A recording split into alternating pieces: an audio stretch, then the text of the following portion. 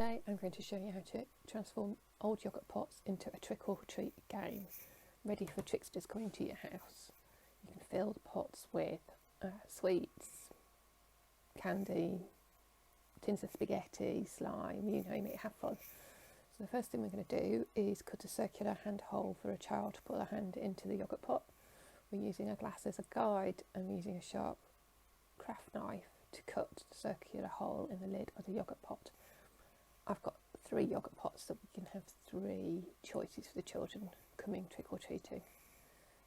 So once you've removed your hand holes for your lids, we're going to use some Mod Podge or some PVA. I've got some watered down PVA here, and we're going to grab some orange card and add it to the pots. So I'm just going to rip it up into small pieces. These are in the main less than an inch. I'm just doing a variety of sizes and shapes. And we're going to apply the glue. We're going to decoupage the orange paper onto the yoghurt pot. So I always put a layer of glue on first, piece of paper, and then glue over the top. So this means when the card paper overlaps, there's glue for it to adhere to and it touches the paper.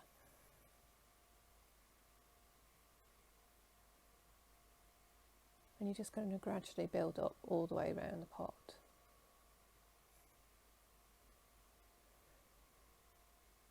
When it comes to the bottom edge, I'm going to make sure I've got a straight edge of the paper to align the straight edge of the bottom of the yoghurt pot, like so.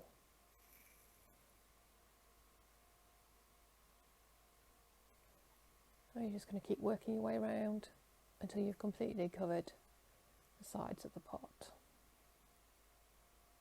Then you'll set it aside to dry and we'll move on to the lid. So you've got those little sharp edges there, so we're going to fold thin strips of orange card. We're going to glue it on the front first, and then we're going to fold it over to the back and glue on the back. On the back's a little bit more problematic. In the end, when mine dried, some of it had not adhered on the back, so I used a glue gun just to stick it down, but it's the same principle. I think it depends upon the quality of your glue, to be honest, as to whether it adheres the first time round or not. So all the way around your lid, so you're smoothing over those raw edges, sharp edges, and making them fine for little hands to go in. Next, a fun bit, and that's making the faces for the front of your trick-or-treat pots. So I've drawn some Halloween type faces and cut them out of a glittery foam paper. You can use glue gun or fabric tack or whatever you've got to hand to glue your fun Halloween inspired faces onto your yoghurt pot.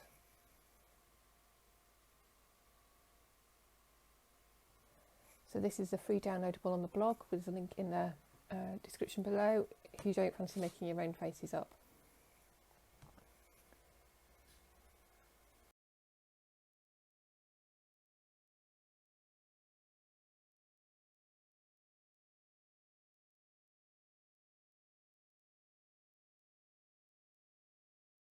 To finish our yoghurt pot trick or treaters game off, we're just going to add a bit of Halloween inspired ribbon round the white rim of the lid. So I've put glue both sides of that rim, and I'm adhering on firstly on the inside the ribbon, and then I'm going to fold it over